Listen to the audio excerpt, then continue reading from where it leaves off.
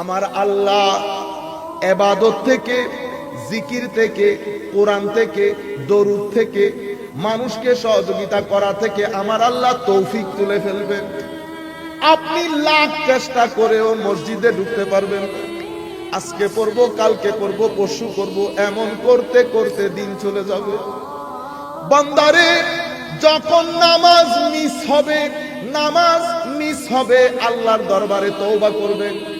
নামাজ মিস তখন হয় যখন আমার আল্লাহ আপনার কোনো কাজের কারণে নারাজ হয়ে যায়। আল্লাহ যাদের উপর রাজি থাকেন, কখনো আল্লাহ চান না আমার এই বান্দা আমার ইবাদত ছেড়ে দে। নামাজ মিস হোক, কখনো গালি দেবেন না। মুখে গালি আসা মানে আমার আল্লাহ কোনো কারণে আপনাকে অপছন্দ করছে। আমার আল্লাহ যাদেরকে পছন্দ করেন তারা অনেক হায়াদার হয়, তাদের মুখে গালি থাকে না, তাদের কাপড় কখনো হাঁটু থেকে উপরে উঠবে না, আইন কেটে কখনো জমিন বড় করবে না, তারা কখনো মানুষকে তু তু মে মে করে মানুষের উপর জুলুম করবে না। যখন কোনো মানুষ জুলুম করে, বেয়াদবি করে, প্রতারণা করে, তার মানে হচ্ছে আমার আল্লাহ এই ব্যক্তির উপর তার কোনো কর্মের কারণে নারাজ হয়ে গেছে। যদি আমার আল্লাহ রাজি থাকেন, পৃথিবীর যেই প্রান্তে, যেই কোনায়, জমিনে, ঘরে, সোফায়, আপনি শুধু এতটুকুন বলবেন আল্লাহ। একবার মাধ্যমে, এই আওয়াজের মাধ্যমে ভিতরে কেমন যেন আমরা বলি না চিটাঙ্গের ভাষায় গুজুরি গুজুরি কান্না, মানে ভিতর থেকে বাঁধ ভাঙা কান্না আসে, আপনার ভিতর ভেঙে চুরমার হয়ে যাবে। আমার আল্লাহর সাথে যখন বান্দার মহব্বত হয়, এটা আজীব এক জিনিস। আপনি নিজে নিজে বুঝতে পারবেন আপনার হায়াতের মাধ্যমে, আপনার আমলের মাধ্যমে। কিন্তু যখন আমার আল্লাহ রাজি হয়, সবচেয়ে বুঝার বিষয় হচ্ছে বান্দা ভদ্র হয়ে যায়, বান্দার থেকে হায়া আসে। হায়া এটা একজন বান্দা মানুষের জীবনে সবচেয়ে গুরুত্বপূর্ণ সম্পদ। হায়া, লজ্জা। হায়া থাকলে গুনাহ হয় না, গুনাহ করতে পারবে না। হায়াদার মানুষ কখনো মানুষকে ঠকাইতে পারে না। হায়া এক আজীব নিয়ামত বান্দার জন্য। তো আমি আপনাদেরকে বলতে চাচ্ছিলাম, প্রথম মুসল্লি মুকাররব, দ্বিতীয় মুফলিহ, তৃতীয় কোনটা? তৃতীয় হচ্ছে মাজুর। কোনটা? মাজুর। তো মাজুর কারা? তো মাজুর হচ্ছে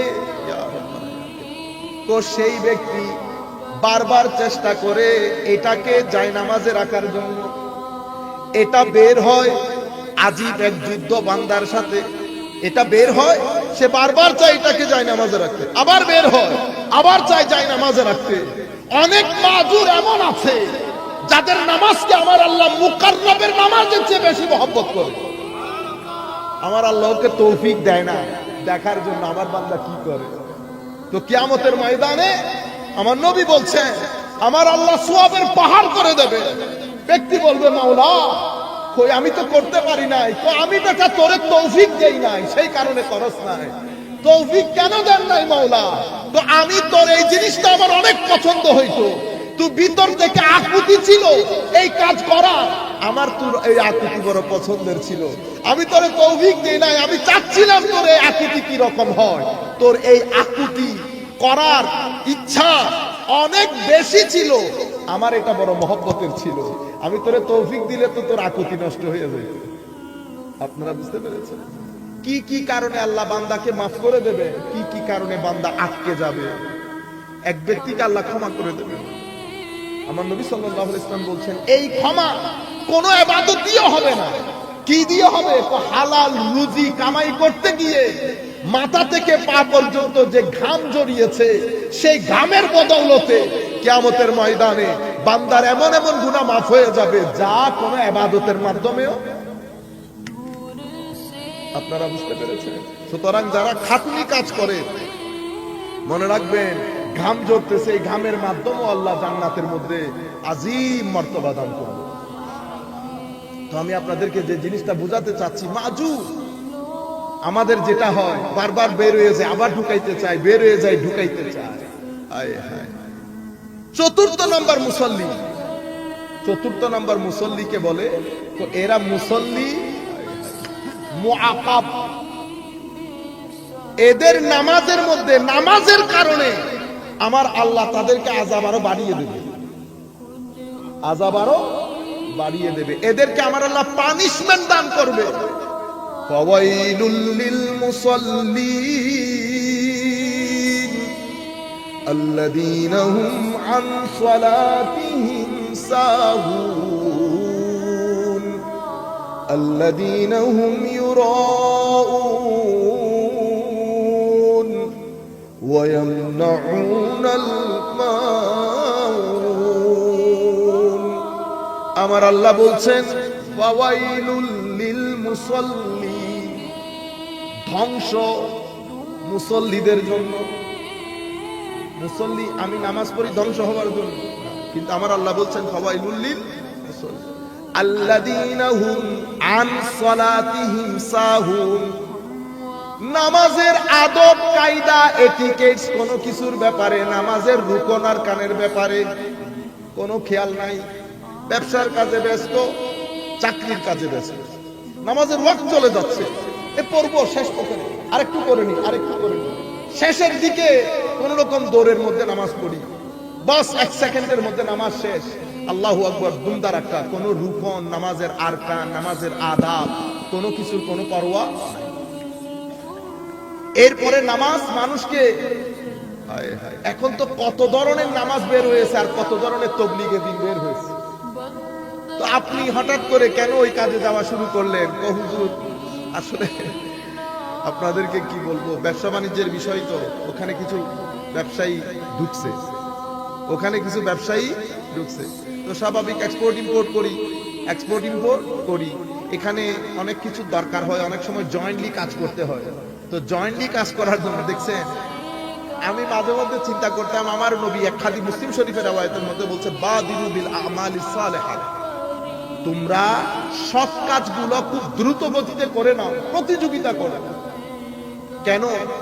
তো ফিতনার চাদরে আবৃত হওয়ার আগে যেভাবে রাতের অন্ধকার দিনের আলোকে আবৃত করে ফেলে, সেভাবে ফিতনার চাদরে আবৃত হওয়ার আগে তোমরা আমল করে নাও। সময় আসবে সকালের মুমিন বিকাল হতে হতে কাফের হবে। ইউসবিহুর রাজুলু মুমিনা ওয়া ইউমসি কাফিরা। আবার বিকালের মুমিন সকাল হতে হতে কাফের হয়ে যাবে। ইয়াবিউ দীনাহু বিআরাদিন মিনাদ দুনিয়া, 2 টাকার জন্য নিজের দিন বিক্রি করে দেবে। আমি, আপনারা বুঝছেন আমার নবী কোন দিকে ইশারা করতেছেন? এখানে বেচা কেনার বিষয় আছে, এখানে টাকা পয়সার বিষয় আছে।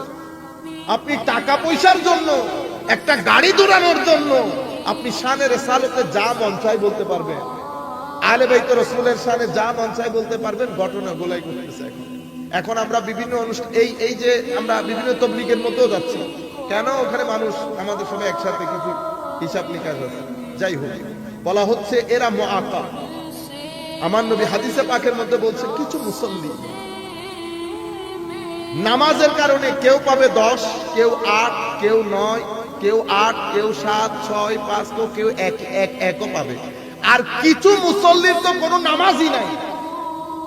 তারা মাল্লাম তানতাহি মাল্লাম তানহাহু সালাতুহু আনিল ফাহশাই ওয়াল মুনকার লা সালাতা লাহু। অন্য riwayতের মধ্যে বলছে লাম ইয়াজিদ মিনাল্লাহি ইল্লা বুগদা আও কামা ক্বালা নবী সাল্লাল্লাহু আলাইহি ওয়াসাল্লাম।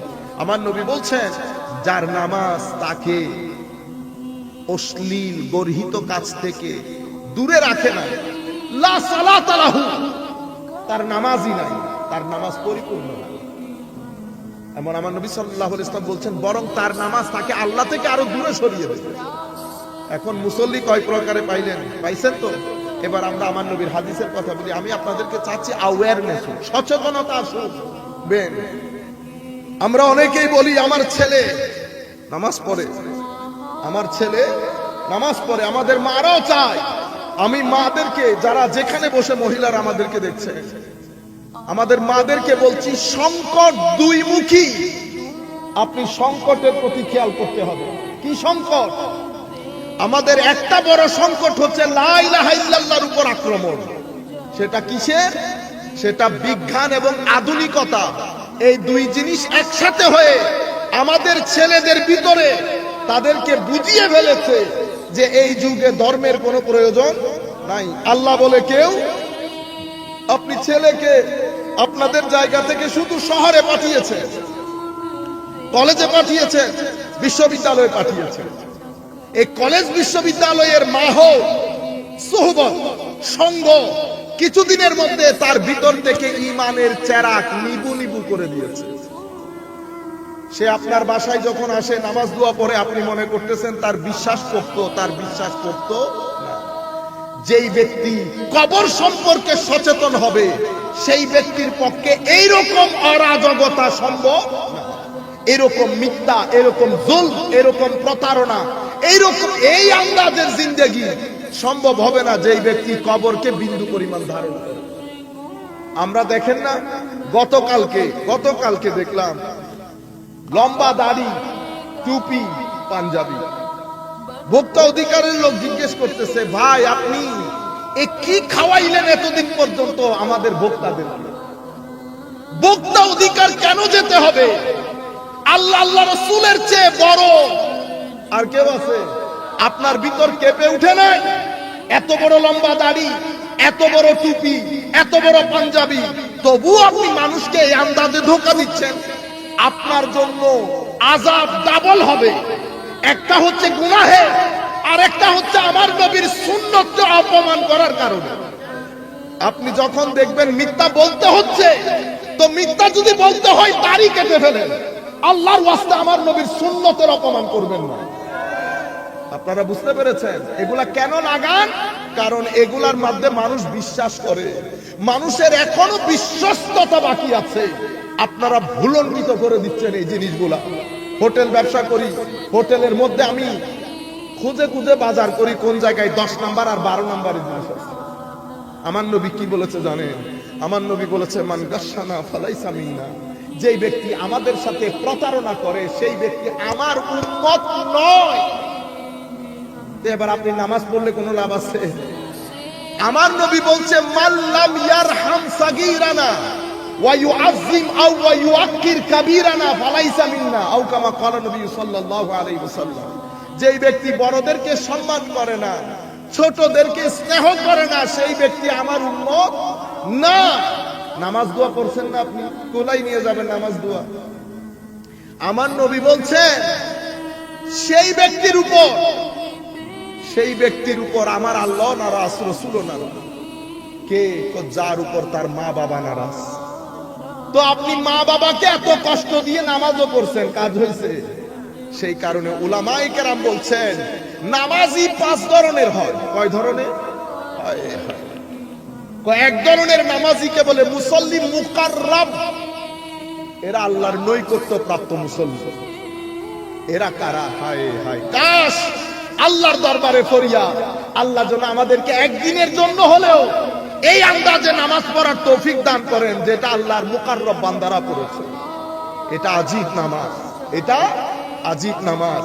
এই নামাজের মধ্যে বান্দা যখন যায় নামাজে দাঁড়ায়, বান্দার সাথে বান্দার মন, কলব, রূহ, নফস সব একসাথে নামাজে দাঁড়ায়। বান্দা যখন আলহামদুলিল্লাহ পড়ে, জবান আলহামদুলিল্লাহর যৌকের মধ্যে সাঁতার কাটে। মুখে পড়েছে আলহামদুলিল্লাহ, ব্রেন, চোখ, কলব, রূহ, কলব, বাতেন, আফা সব কিছু এই আলহামদুলিল্লাহর সাথে যায়। তখন আমার আল্লাহ 18,000 পর্দা সরিয়ে আমার আল্লাহ বান্দার আলহামদুলিল্লাহর জবাব দেয়। আলহামদুলিল্লাহ, আপনি বলেন প্রশংসা মওলা আল্লাহ। আমার আল্লাহ জবাব দেয়, হামিদানি আব্দি, আমার বান্দা আমার প্রশংসা করেছে। বন্দাও বলে, আল্লাহ বলে, বন্দাও বলে, আল্লাহ বলে। এই ইবাদতের মাধ্যমে বান্দার সাথে আল্লাহর নৈকট্য নসিব হয়। নৈকট্য যখন নসিব হয়, বান্দার জীবনের মধ্যে পরিবর্তন চলে আসে, ঘন্টার মধ্যে পরিবর্তন চলে আসে। ব্যবহারে পরিবর্তন, কথাবার্তায় পরিবর্তন, চাল চলনে পরিবর্তন, মুআমালাতের মধ্যে পরিবর্তন, সততায়, সত্যবাদিতায় পরিবর্তন, সামগ্রিকভাবে পরিবর্তন আসে। কারণ নামাজ এবং মিথ্যা একসাথে কখনো যায় না। নামাজ প্রতারণা একসাথে যাবে না। নামাজ এবং অসত্য একসাথে যাবে না। নামাজ মানুষকে ঠকানো, জুলম একসাথে কখনো যায় না। হয় নামাজ নয় জুলম, দুইটা কখনো একসাথে যাবে না। যদি আপনি নামাজের সাথে জুলুমও চলে তো বুঝতে হবে আপনার নামাজ হচ্ছে না, আপনার নামাজ। তো মুসল্লি একটা কি মুকাররাব, দ্বিতীয় প্রকারের মুসল্লি কারা? তো দ্বিতীয় প্রকারের মুসল্লিকে বলে মুসল্লি মুফলিহ। قد أفلح المؤمنون الذين هم في صلاتهم خاشعون। সেই মুমিন সফল কারা?